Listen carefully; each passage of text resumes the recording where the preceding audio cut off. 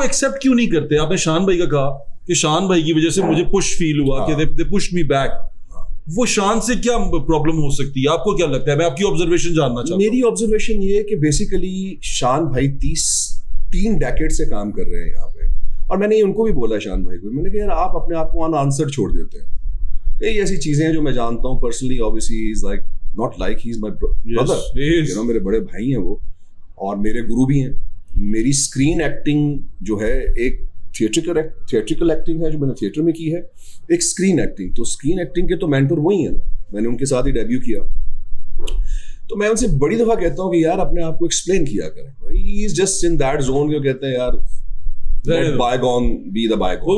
मैंने भी उनसे ये कहा, उन्होंने कहा कि यार मैं जवाब देना मुझे नहीं लगता कि मुझे सूट करता है कि मैं इनका जवाब, हर किसी का जवाब देता हूं। कैंडिडली उनको प्रॉब्लम क्या है? प्रॉब्लम ये है कि जब एक कॉम्पिटेंट इंसान आपके साथ काम करता है ना, तो 2 चीजें होती हैं नेचुरली। या तो आप बहुत खुश होते हैं कि यार मेरी प्रोडक्ट बड़ी अच्छी निकलेगी क्योंकि बंदा कॉम्पिटेंट है, मुझे ज्यादा मेहनत नहीं करनी पड़ेगी, वो बंदा भी अपनी मेहनत डालेगा, तजुर्बा डालेगा।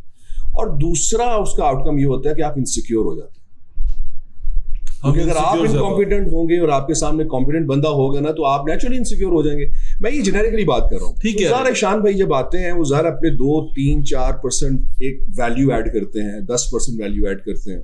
नहीं कम से कम। अच्छा मैं पंजाब की हद तक बात करूं तो सुपरस्टार है पाकिस्तान का सुपरस्टार है। उसने उर्दू मूवीज भी की हैं, उसने पंजाबी मूवी भी, सुपरस्टार है। एब्सोल्युटली। हमारे पास स्टार्स कितने हैं?